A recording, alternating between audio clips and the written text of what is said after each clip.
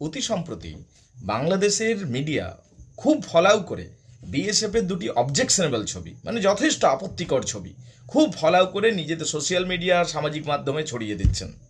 এবং সেখানে ইউটিউব থেকে শুরু করে অন্যান্য সামাজিক মাধ্যমগুলো সেই ছবিটা খুব ভালো করে প্রচার করছেন, ফলাও করে প্রচার করছেন এবং যেন বোঝানোর চেষ্টা করছেন যে ভারতবর্ষ তাদের সামনে কিছুই না। কোথায় রাম আর কোথায় রাম ছাগল, রাম আর রাম ছাগলের তুলনা হয় না। বাংলাদেশ কি এইটুকুও বোঝে না? যদি এই কথাটা না বোঝে তাহলে তাদের প্রতিরক্ষা মন্ত্রী যিনি রয়েছেন তিনি কি বলছেন শুনুন। আমাদের দেশের লোক বলছে না, আপনাদের দেশে বাংলাদেশের কথা বলছি, বাংলাদেশের নিজেদের মন্ত্রীরা বলছে আমরা ভারতের সাথে কয়েক ঘন্টাও টিকতে পারবো না। আর সেখানে বাংলাদেশের এই উচড়িঙ্গা কয়েকটা ছেলে লাফাতে শুরু করেছে।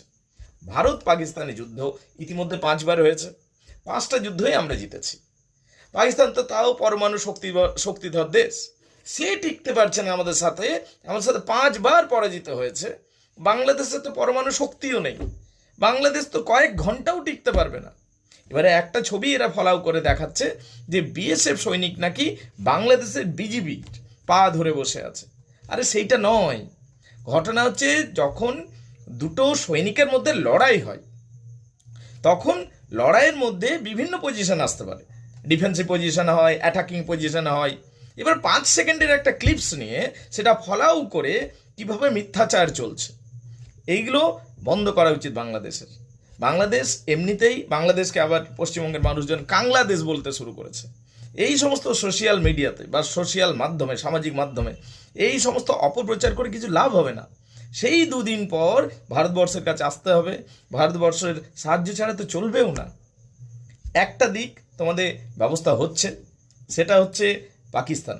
হ্যাঁ, আমি বুঝতে পারি না যে বাংলাদেশের স্বাস্থ্যের সাথে সমস্যা কি। পশ্চিমবঙ্গ এবং বাংলাদেশের ভাষায়, বাংলাদেশের মানুষ বাংলা ভাষায় কথা বলে, আমরাও বাংলা ভাষায় কথা বলি, কিন্তু এত বিরোধিতা কিসের? কিসের এত বিরোধিতা? পশ্চিমবঙ্গ এবং তথা সারা ভারতবর্ষকে এত ঘৃণা করছো কেন? বাংলাদেশ যে আজ স্বাধীন হয়েছে তার পেছনে কিন্তু ভারতবর্ষই রয়েছে। ভারতবর্ষের সাহায্য ছাড়া কি কোনোদিন বাংলাদেশ স্বাধীন হতে পারত? বাংলাদেশের সেই সময়কার যে পত্রিকা বেরিয়েছিল, সেই সময়কার যে সংবাদপত্র পড়েছিল, কোনোদিন কি বাংলাদেশিরা পড়েছে একদিনও?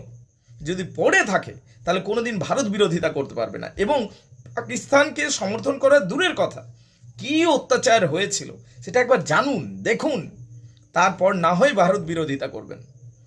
ভারত বিরোধিতায় অন্ধ হয়ে যাবেন না। ভারতবর্ষ ছাড়া বাংলাদেশের কোনো গতি নেই, এই বাস্তবটুকুই বুঝুন। এমনকি ইউনিশ সরকারও তো মাঝে মাঝে তাই তো বলছেন, ডাইরেক্টলি বা ইনডাইরেক্টলি বুঝুন।